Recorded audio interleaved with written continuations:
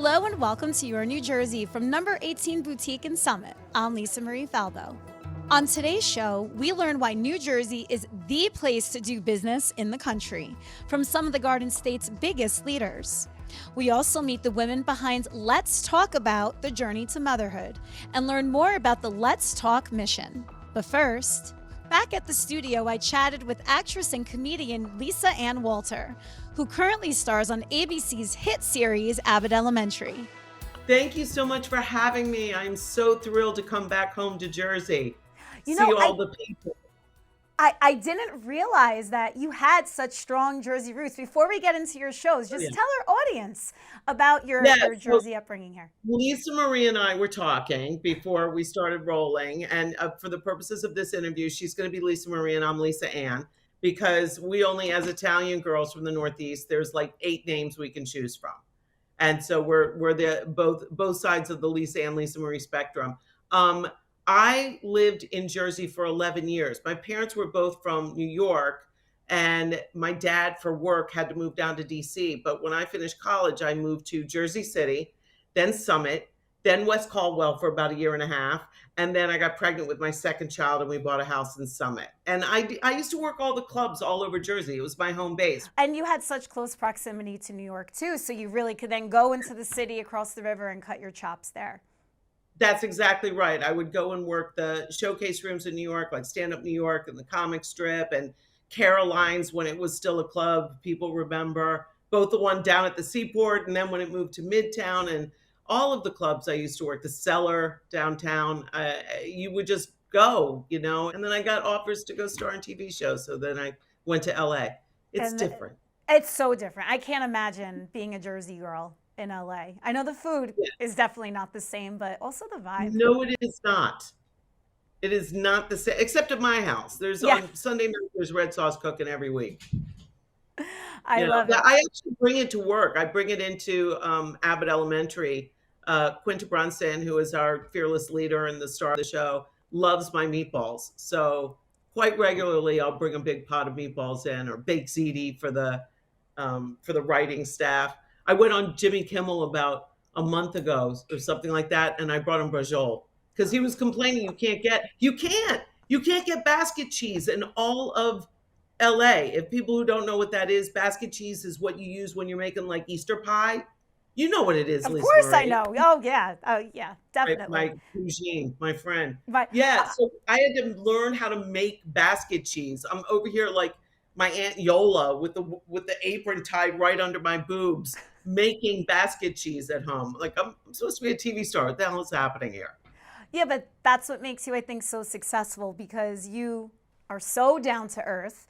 I don't know too many Hollywood stars bringing brajol to a late night talk show set. You got to feed people. You got to feed people. Well, that's how you get to people's hearts, right? Through their stomach, right? I think that's the quote. 100%. And or when you're Sicilian, you go right through the chest. Yeah.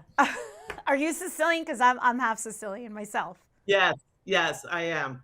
Lisa Ann, I'm so happy we're doing this interview today, because for days, all I can think about, even though it was Sunday night, the roast of Tom Brady, I feel like comedy is back after that, because that was 3 hours of unhinged wildness. Did you watch? No, because I was doing a show last night, a fundraiser benefit as part of the Netflix is a Joke festival that they're doing out here in LA. So I was at the club doing sound check, and then I was doing the show, and I didn't get to watch it. And I'm bummed because it was live, and I'm afraid if something really crazy happened, they're going to cut it out. I'm going to watch it, but I don't want them to cut out any of the good stuff. Who was the best? Who was the best roaster? Tony Handcliffe. Oh, okay. Killing Tony. I had tears. Even the football players were great. I don't know if they got coached prior. Bill Belichick. Awesome. I mean, he was the butt of a ton of jokes. Nikki Glazer, she was awesome. Great. Kevin Hart obviously did a great job. The roast master, Jeff Ross. Yeah, I just saw him at Comedy Store on Monday, and he was going over his set. And I know him. This is a little Jeff Ross story. we used to stand up together in the city all the time. And one night, the Boston Comedy Club downtown had a Christmas party, and he got show wasted, like beyond. Jeff doesn't drink that much. That night, he really was tying one on. I drove him. I wouldn't let him drive. I took his keys. I said, "I'm driving you home." I did not realize he lived way out in Jersey. I mean, I'm like, I live in Jersey. It's not a big deal. An hour and a half later, I'm like, what are you, a farmer? Like, it was crazy. Where did he live in Jersey? Like 78 West, like out there? Yeah, that's where I was anyway. But he was funny. Now to this day, I tell him, "You're alive thanks to me. So you owe it all to me." Gronk, by the way, here's a little story. He came and had Easter at my house because the first thing he ever did on camera, I was in. It was a little short movie. And I was in it. Nobody wanted to direct him because they were like, "Oh, he's Gronk." And I'm like, the guy's not hitting his mark. Poor guy doesn't know what he's doing. So I just started steering him by his belt buckle. I'm like, "I'll take care of it. Don't worry." Oh. And he's like, "Well, how do I know when to leave?" I said, "I'll make you leave. Don't worry." And so we got to be friendly. And that weekend was Easter. And I knew he was out working and he was going to go home. So I said, "You and your brother have somewhere to go on Easter?" He said, "No." I said, "Come to the house." So he comes over with 4 football player friends from Arizona, from when he went to school there. All of them, I swear to you, no Italian has ever made not enough food for Easter or any holiday. I made a ham, a lamb, and 2 baked ziti, and I was almost entirely wiped out. Oh, I can. Oh, and they wiped you out in 2 seconds. That's what I'm saying. They were like, and so I packed up the rest of the food. I said, "Just take it. Yeah. Just take the rest." Well, I want to congratulate you because you keep mentioning Abbott Elementary. You just wrapped production on season 3. You got picked up, right, for season 4? Oh yeah, we got picked up right after the first episode aired this past season. They knew that we were one of the ones that people keep coming to, and like more and more people. I can't tell you the number of people that I meet at airports and everywhere. This red hair is like a beacon. And people just will come up and say, "It's the only show I watch with my kids." I had one mom tell me that she was not having a great relationship with her daughter when she was in high school. And, that happens, especially with girls sometimes. And she went away to college and they started bonding over Abbott and watching it together over the phone. And I was like, that's why Quinta made this show, really, so that families had something and it's not like a kiddie show. Like, it's not cloying. Grown-ups can watch it and honestly laugh. Yeah. Otherwise, I wouldn't brag about it. I would just tell my people I've got a steady job. That's all you need to know. But I brag about it because I truly am proud to be part of the show. You should brag about it. Come on, you're living such a dream, right? You have a major show on a major network. I mean, flaunt it, baby. I know I would if I were you. Heck yeah. Lisa Ann, this was so much fun. I just enjoy Thanks, talking honey. to a rock star Italian, a rock star mom, and obviously entertainer. So thank you so much. You're welcome. Now I got to go back and finish the ricotta cake I started making this morning. Well, next time you're in Jersey, let me know so I can try a piece. I will, but when I come to Jersey, I'll call it ricotta. Yeah, exactly. Thank you so much, Lisa Ann. We're here at the Crystal Plaza in Livingston, learning about the power of doing business here in the Garden State and networking with Northbound Magazine. You are the most entrepreneurial of the entrepreneurs here in the Garden State, so you know the power of networking, and I guess that's what birthed tonight. Okay, I'm so glad you brought that up. The reason why we're here is because I haven't done networking event like this since COVID, okay? It's about the connectivity. Yes, do we have these things in order to reconnect with the people that we know and try to get more business and things like that? Of course. I am more excited, though, about when somebody says to me, "Vic, I came to your event, I saw somebody or met somebody, and now we're doing business." That's what I'm interested in, okay? That's the stuff that makes me happier than I like to make money, but that's the stuff that makes me happier than anything else is when other people connect. Tonight also has another purpose for you that's near and dear to your heart. You're relaunching Northbound Magazine. Hey, I'm so glad you brought that up. Yes, Northbound Magazine will be coming back. It's been out for a while. Actually, stopped it at the same time. It's now going to be out. We're going to be putting it out in September. In June, we're going to be putting out the Newark Visitor's Guide, the official Newark Visitor's Guide for the city of Newark. So 2 publications are going to be coming out this year. That's amazing. Why Newark? You know, a long time ago, it was funny. Long time ago, I saw Newark as being a place, aside from, I mean, we went to school there and things like that, but I saw Newark as being one of those cities that wasn't being paid as attention to. It's got great bones. It's got great interior. It's got great things going on, and not a lot of people don't know about it. So I'm like, you know what? It's time for us to do something that highlights the good stuff and not let the outside folks talk about anything. Every city's got bad stuff. That's not what we're about. Let's talk about the good stuff, because there's a ton of it.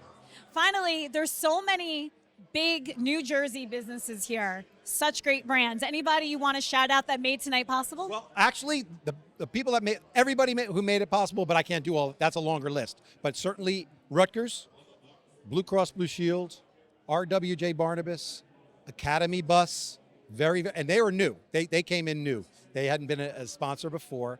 And then we have several others, but those are probably like the bigger brands and the bigger names that people would know. I'm really glad that everybody could come. We had a nice vendor showcase first, and now everybody's moving into the main room for a little bit more intimate networking, live entertainment, you know, music and food and open bar and all that.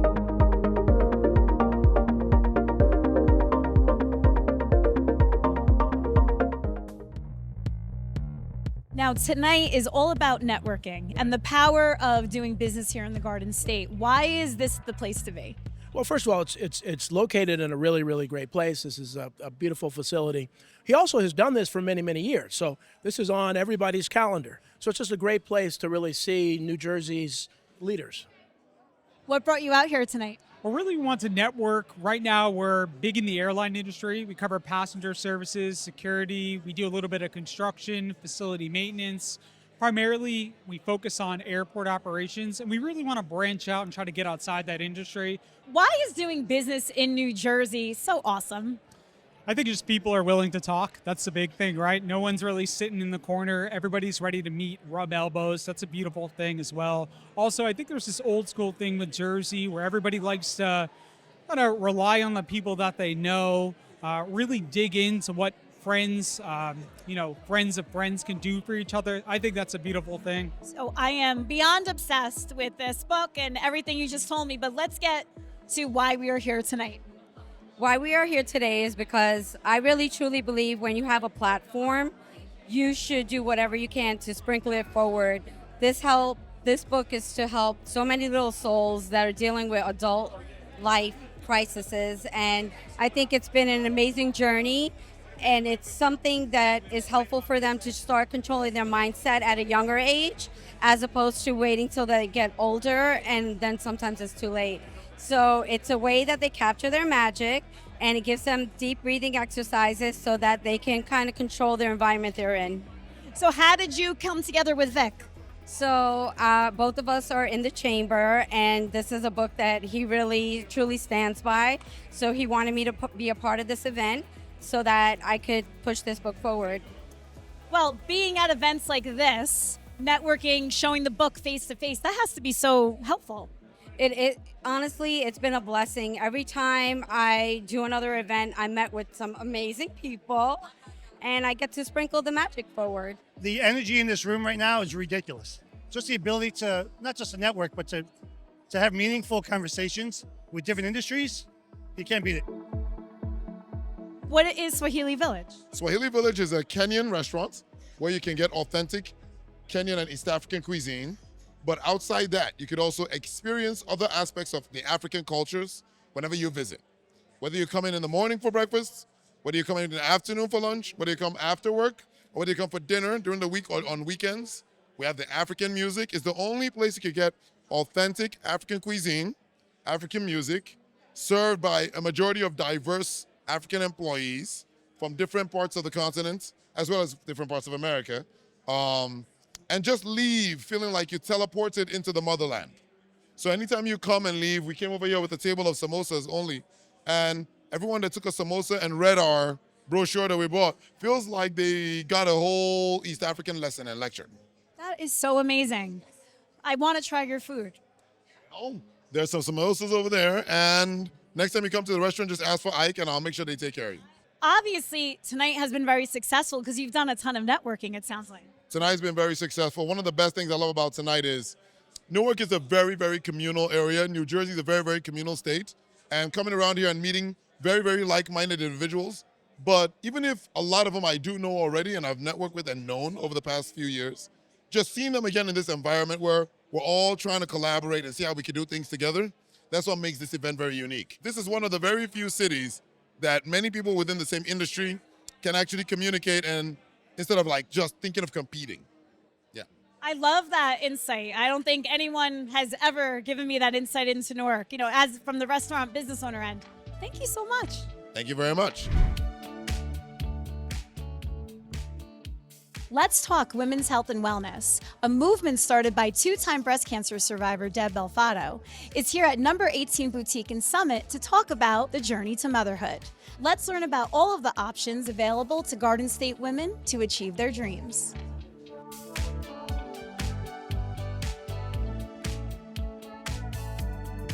Tonight, we are celebrating women in their fertility journey, and I'm excited to be here to open up with the lead meditation just to enhance people's intention for being here and being present. And we don't do that enough. And you've had your own fertility journey, so I'm sure this event means a lot to you. It does mean a lot to me because I feel like being a voice for women in a way that I didn't have when I was going through my stuff is so important. And the more vulnerable we are and the more we share our own stories, the more people feel heard and seen. Tell us what brought you out here tonight.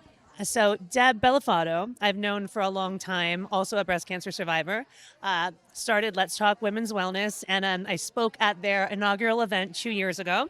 I led a meditation and I did a little speech and told about my story. So she asked me to come tonight and moderate this really important panel on fertility for all these beautiful women tonight. So I'm excited to really delve into a subject that's being more spoken about publicly that quite often was considered taboo. So yeah, I'm here to talk and share stories and be in community. Just briefly, I know you're going to talk about it tonight, but what is your story? Oh gosh, how much time do you have? I was diagnosed with breast cancer, stage 2, at age 38, in the middle of the pandemic. I had just started dating a man named James Bentley. We were in love, and we were walking down a path that we walk down every night during sunset with our dog, and I found a lump under my armpit. That led to my breast cancer diagnosis. They did a double mastectomy, and then they said, you're going to have to do chemotherapy, which is going to affect your fertility. And that really was like the world sort of stopped for a moment. They let me do 2 rounds of IVF. We decided to make embryos, even though we were just dating, but in love. And we got 1 embryo. And 1 fair quality embryo is what they said. And then I went into chemotherapy, 8 rounds, 28 rounds of radiation, an ovarectomy, so I had to have my ovaries out because I have a genetic mutation. And 2 years later, we started looking for a surrogate. Like once I got through everything, once I knew I wouldn't be able to try and carry my embryo, and found this surrogate named Whitney who ended up being our angel and defying all odds because they said it was, well, they told me after the fact, a 20% chance that my chance would be here. And it's gonna make me cry. He's 5 months old and about to have my first Mother's Day. So, yeah. I mean, and Whitney, your surrogate. Surrogates are literally angels and saints, and I mean, there is nothing more selfless. Yeah, she is. She's in Richmond, Virginia. We call her Auntie Whitney. We're taking chance to get baptized by her minister in June with her children because they've never been baptized. So they're all going to be baptized together. We now have a big extended family. We talk, they send him presents like every month. I mean, it's truly special. And I know it's not always that way, but it's been really great to share this side of surrogacy because I think a lot of times surrogacy is portrayed as something negative that a woman is coerced into. I mean, the comments I got on my Instagram for my surrogacy diaries were wacky. But I'm glad that we were able to show how beautiful it can be. Thank you for having us here. It's absolutely gorgeous. I always love coming here. And for something like this, it's just extraordinary. Yeah. So this is turned out to be so much more than a boutique. It's like a great space to hold space for conversations that are hard. And we're trying to do more and more of this. So this is really what's the most meaningful thing to us, to be able to host things like this. And the journey to motherhood, I know you're going to be talking about your own journey, and you had one. You had a big one. Tell us a little bit about that. So I spent 10 years of my life doing IVF. I have 2 beautiful daughters. I'm very blessed to have. I have a 7-year-old and a 2-year-old. I lost a baby in between that was also IVF. I did 3 failed rounds with no hopes before I switched doctors, went to the city, finally got pregnant, but when I started, I'm 43 now, I started at 33 and no one was really talking about it. It was sort of like still very taboo, but the more and more I spoke about it and started to talk to people about it, everyone has a story, and like, I think it's something that women really need to talk about and not gatekeep if they're comfortable with, Well, I saw a statistic before filming here. 2 million women in New Jersey are dealing with fertility issues. And I think, to your point, people are waiting longer. The environment, the food. I mean, there's so many factors. And it's something to be ashamed of. You used to have to keep it a secret. I had a miscarriage. Now you could be out in the open with everything. Right. Which I think is like, you should mourn collectively, and like, you shouldn't have to hide your pain. It's not anything to be ashamed of, and if you're comfortable talking about it, I think it can really, like, you can find community and you can find closure and you can move on faster, You have a great community spot here in Summit. Thank you so much. Thanks for being here. We're talking about women's health. It's something that I'm really passionate about. I've been a fertility doctor for over 30 years. And right now, women's health is at risk in the United States. And we're in New Jersey. We're very lucky because things are pretty good here, but maternal mortality is rising. Access to fertility care is still very difficult. And of course, we have this politicization of medical care, especially for pregnant women in the United States, because of the overturn of Roe v. Wade. And we want to empower women to be able to protect themselves and advocate for themselves as they travel through the healthcare journey. You hit on something. I have 2 babies. So why is that rate getting higher and higher? I mean, you would think with the advancements in technology and care, like, we shouldn't be losing people during childbirth. No, I feel like we have the knowledge and the know-how and the science to be able to do it. What seems to be at risk is money, access, insurance, education, awareness, and unfortunately, a lot of these laws that have been passed since the Dobbs decision that are basically interfering with doctors' abilities to provide appropriate health care to their patients.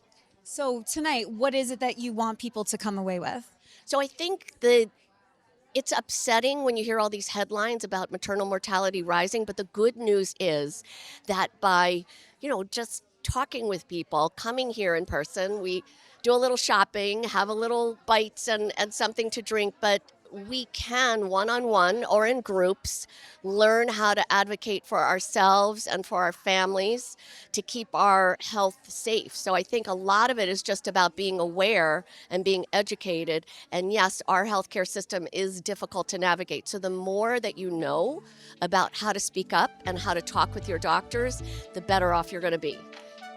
This is Women for Women, women about women, women that deeply care about one another. And every single person here, whether they know each other or not, has each other's back because they showed up. We're here to educate, to inform, and to support one another through these wild journeys that women have to take to become a mom. And there's nothing better, as far as I'm concerned. It's not for everybody, but being a mom is my greatest joy, my hardest job, and the most important, magnificent, fulfilling job that I could ever imagine. And I want that for all women. And the best part about being a mom, you have a very good chance, hopefully, of being a grandma, which I know you love. Yippee! Thank you for joining me on another episode of Your New Jersey. I'm Lisa Marie Falbo. We'll see you back here next week.